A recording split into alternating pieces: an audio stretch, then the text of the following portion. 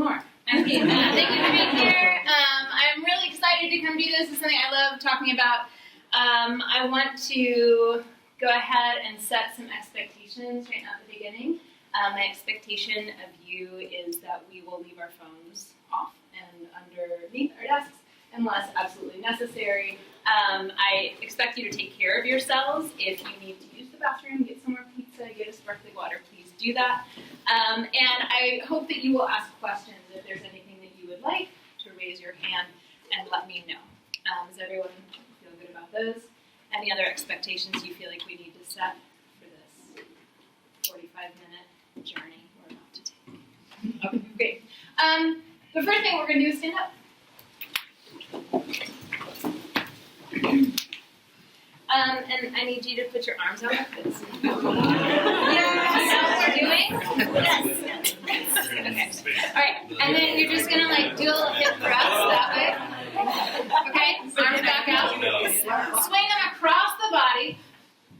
Hip thrust here. Out. Swing across the body. Hip thrust. Out. Swing across the body. Yeah. We're flossing. We're flossing. Yeah. We're flossing.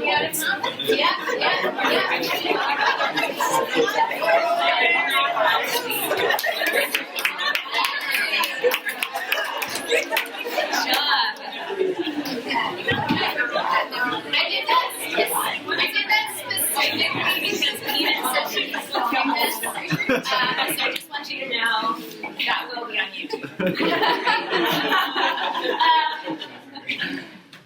So, this session between an art and a science, the craft knowledge of mentoring. When I led the first trip here and the second trip, some of the trips I led, I had some of the trip leaders and mentors come to me and they're just like, oh, like, you're really good with the kids. And I was like, I don't know. I mean, thank you. And I'm glad because my first job in outdoor education, legit, I cried when the bus of kids came up because it's like, they're scary, they're sixth graders, I don't know what to do with them. You know, so it's been like a long journey to get here. But it made me really think of like, just sharing with someone like, well, like, you just need to understand them or you just need to like be kind. Like, that's not really helpful feedback. So I really tried to think of like, what are the skills that I've listened, because I've learned, because I've grabbed lots of different things over the course of my career in education that I've put together in a package that works for me and who I am as an educator. So I guess that's the first thing that I'd like to say is the best kind of mentor that you can be is the mentor that's most like yourself, right?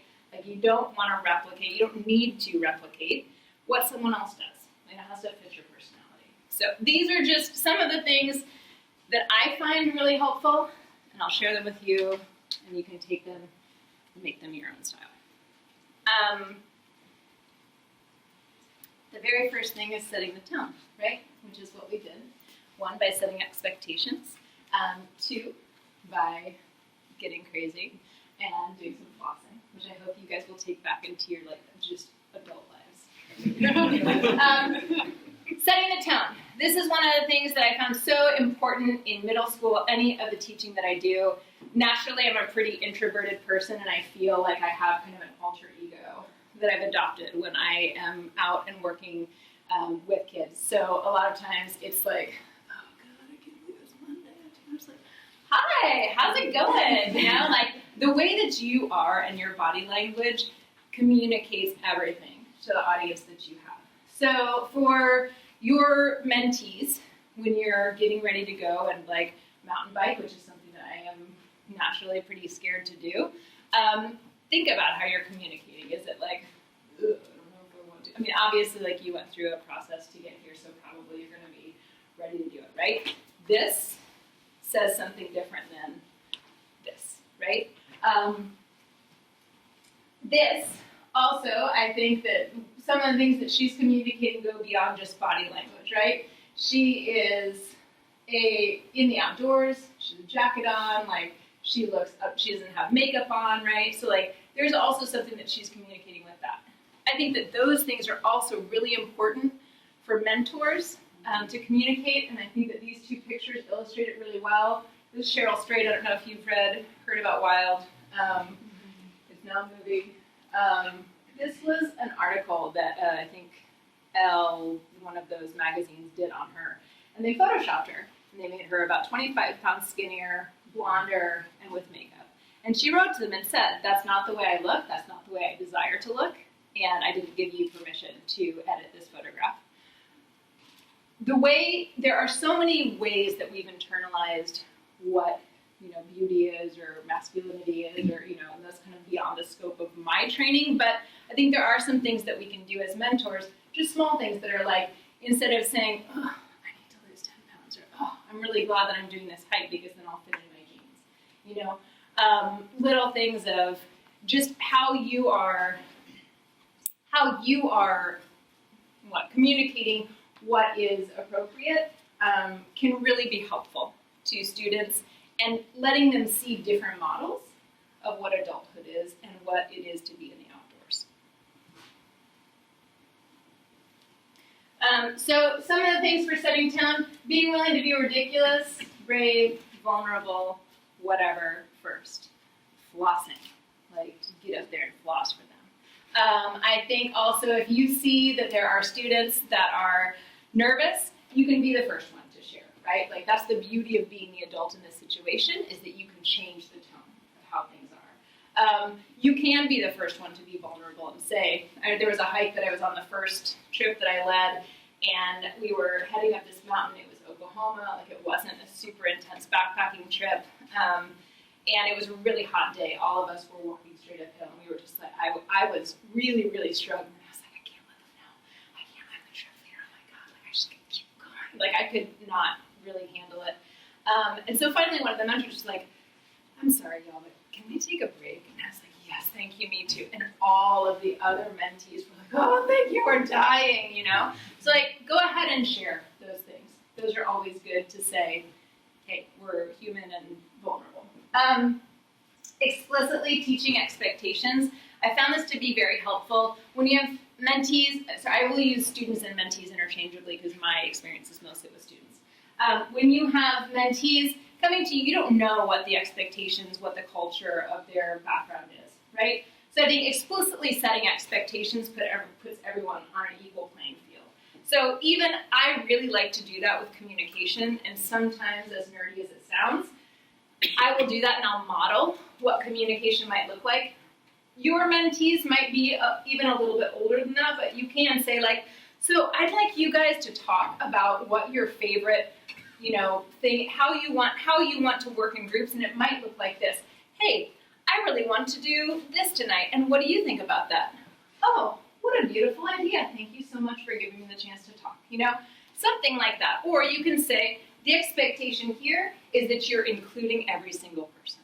Even just saying that can just make the anxiety for students go down for them, because they're meeting a whole bunch of new people. Model the same expectations that you ask of the kids. I have been in classrooms and I have been in situations where the adult in the room will be like, you guys need to pay attention.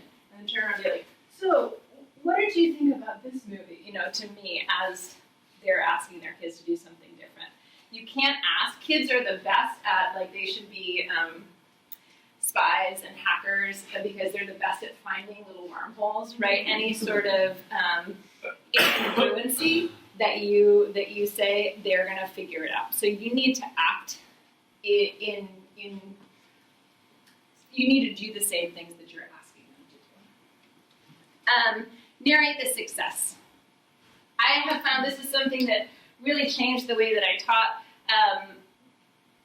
narrating the positive. So that would be like, hey, you guys, I really appreciate so much the way that you're listening to me. I'm going to treat you a little bit like this right now, but I can see that you're paying attention because your bodies are straight, your eyes are forward, your ears are listening to me. I totally appreciate it. Also, you can tell that I mostly teach little kids right now because your ears are listening. Sorry, I'll try to up it for you. Or you can say like, hey, I really appreciated the way that you shared with your friend. I bet that made him feel really, really good. Talking about the things that are positive accentuates the positive. And even little things like, thank you so much, Claudia, for your attention. Thank you, Holly, for your attention. Thank you, Brooks, for your attention. Thank you, Danielle, for your attention. I really appreciate it. little stuff like that. I had a super tough 8th grade class, and I learned that technique, and I was like, that's not going to work. They're monsters, you know. And, I went back the next day, and I'm not really a yeller. And even when I tried, my kids were like, we didn't really know what you were doing. Like, we were doing that. But I started doing that with my 8th grade class, and all of a sudden I saw these kids, they were just like, started to get quiet and look at me, and they were like, what are you? You know, like it really, they want to be noticed, you know, and that's a really positive way to do it. Finally, mindset. I don't know, probably you have heard of the idea of growth mindset versus fixed mindset. This book, Mindset by Carol Dweck, I highly recommend this just as something to read in life. Fixed mindset is the idea that you are naturally gifted at something and you can't change it. It goes along with perfectionism.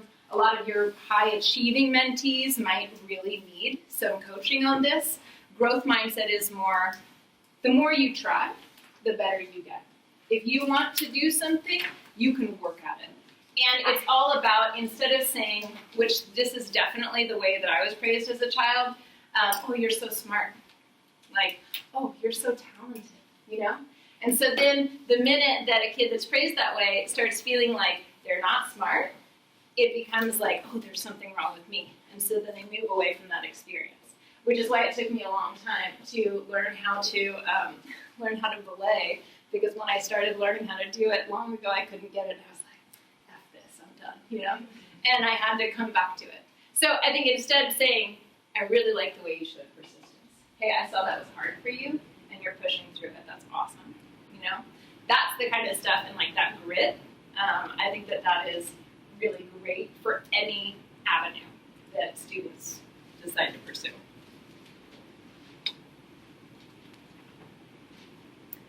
Connecting with the group, making sure you know their names and know things about them, right? Just sharing their names feels really different than saying like, hey, could you guys come over? I mean, you're going to be with them for 6 years, so you'll know their names. But specific compliments, you already do that with ACEs, but I think especially making sure that you're calling out exactly what it was that was great, instead of saying, hey, you guys did a good job. Like, oh, that was awesome. I mean, those things have their place too. But I think instead saying like, hey, Lauren, I really noticed that when Meg fell off her bike, you stopped and you went back and you checked on her, and I thought that was really cool. Good job, right? Then they know specifically what it was. Because just the good job is like, I don't really know. You know, like that specific compliment, that will allow them to replicate that behavior, right?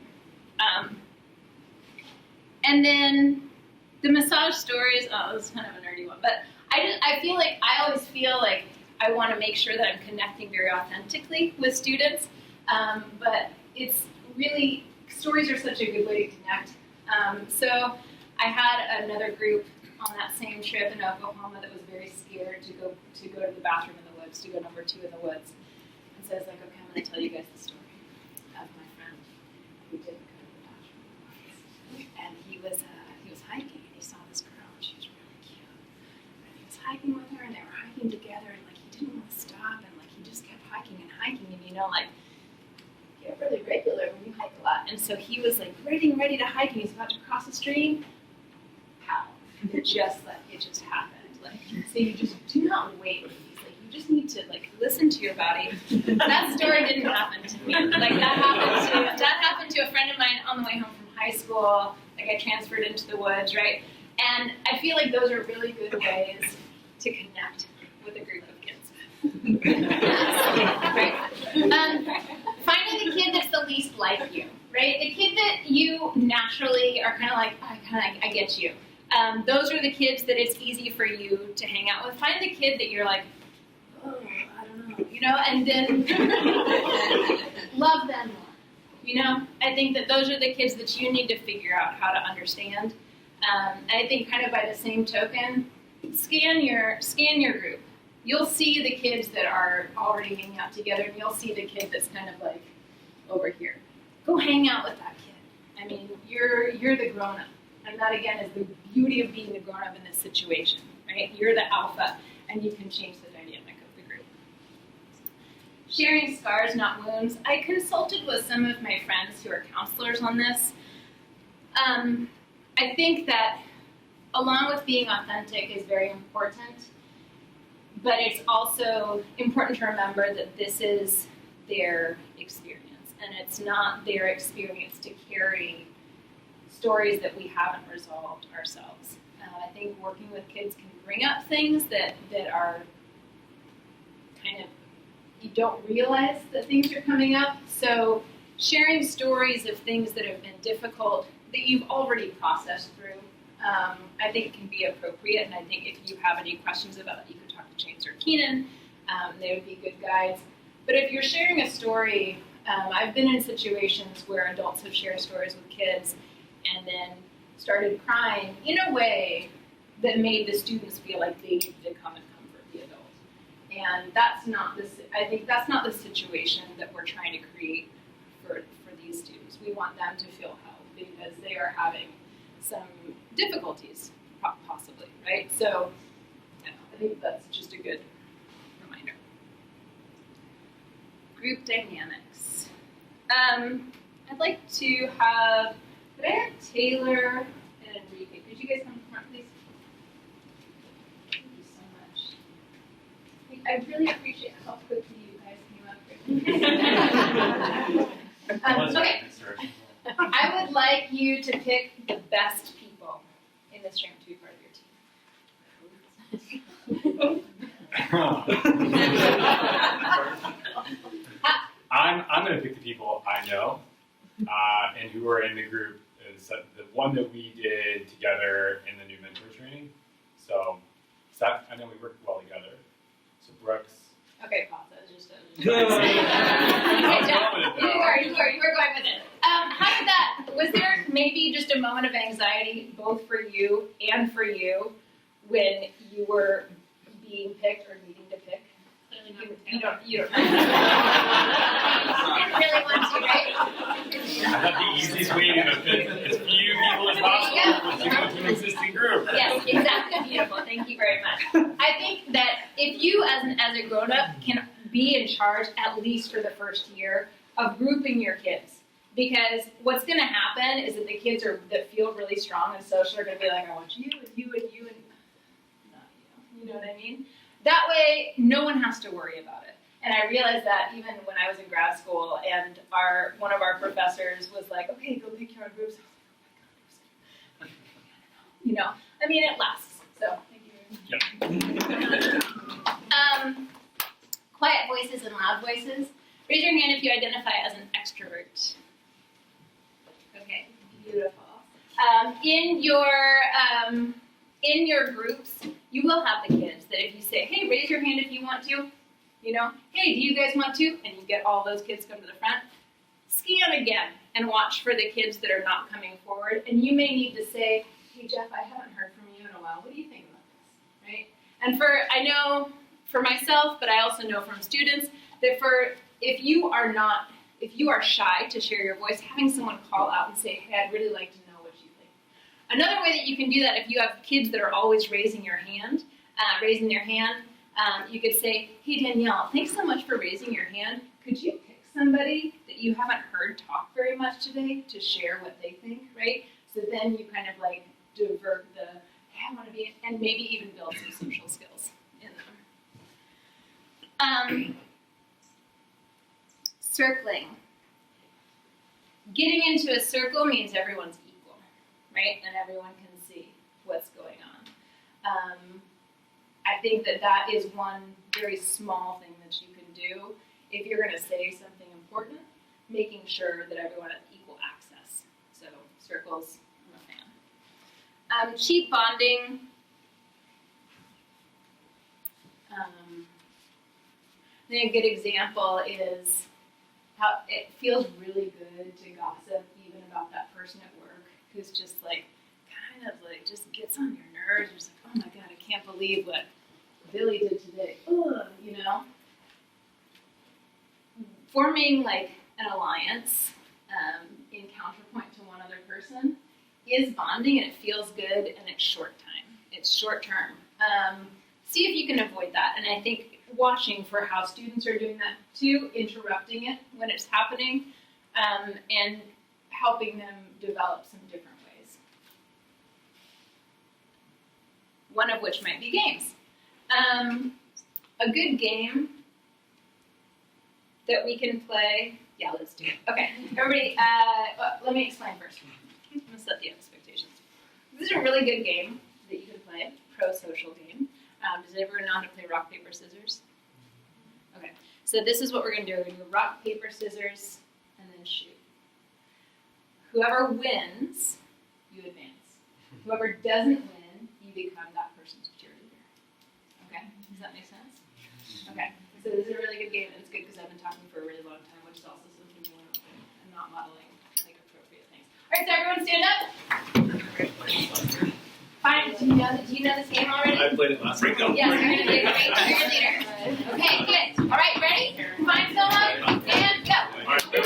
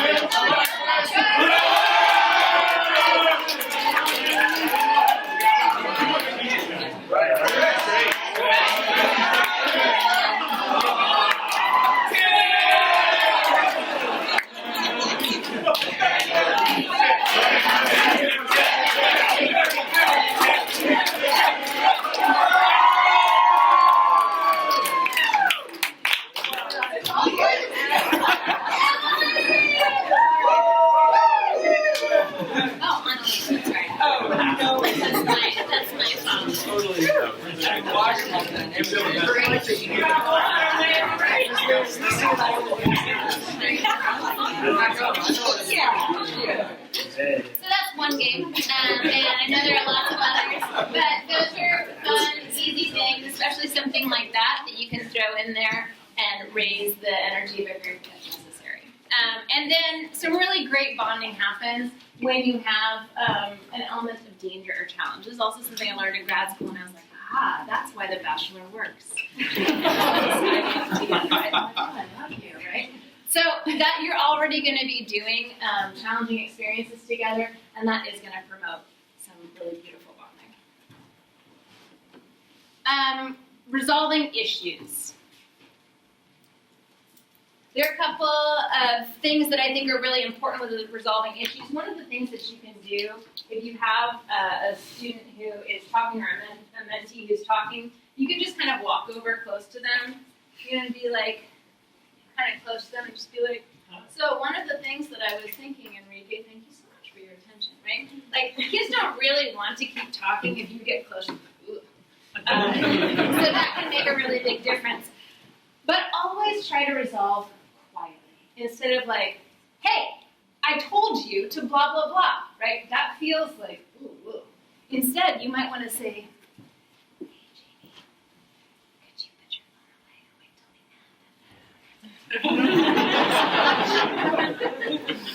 Right? It doesn't need to be loud. Like, take the power dynamic out of it, right? We got what we wanted. I think the same thing is you want to invite students to solve their own problems. Hey, Holly and Elena. Elena? Yeah, Elena, thank you. I'm noticing that you're talking right now, and I really want you to be able to hear what I'm saying. Can you guys think of a way to solve that problem? Okay. You can be in charge of making sure that you're quiet for the rest of the time. Thank you so much. I appreciate it. Okay, awesome. Right?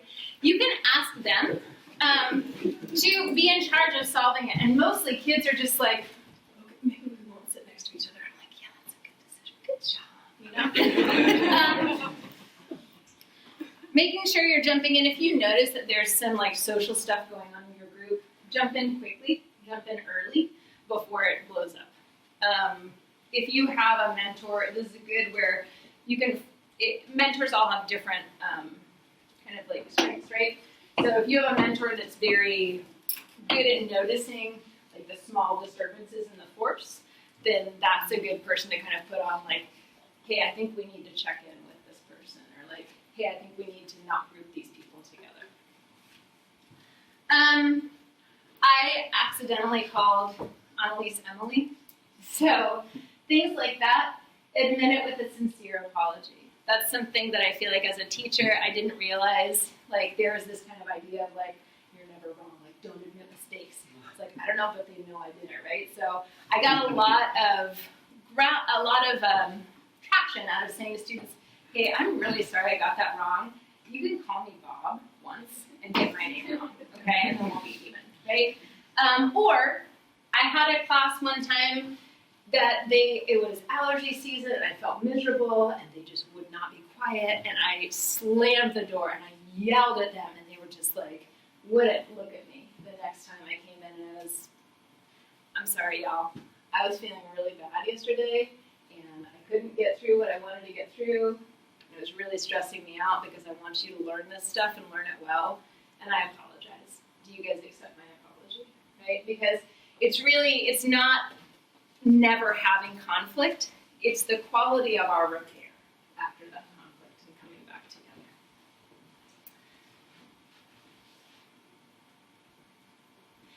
And then I think managing your own relationship to mentoring. I'm going to go into this one last. I think making assumptions. One thing that just happened to me this year, I work in my nonprofit, I work in a school, and the one school that I'm still in now that I'm the program coordinator tends to have more resource families. And so I think I was talking to the kids about something, and I said, this is something that you could do in your backyard this weekend. And one of the kids, and I'm so glad he said this, he was like, I don't have a backyard, I live in an apartment. And I was like, oh, all right, that's on me, right? Don't make assumptions as much as you can about, hey, are your mom and dad picking you up? Maybe they don't live with mom and dad, right? Who's coming to get you? Maybe don't make assumptions about gender identity. I think just the more that you can let students come to you, and I think you'll make mistakes. I keep making mistakes, but trying to learn from that is really important.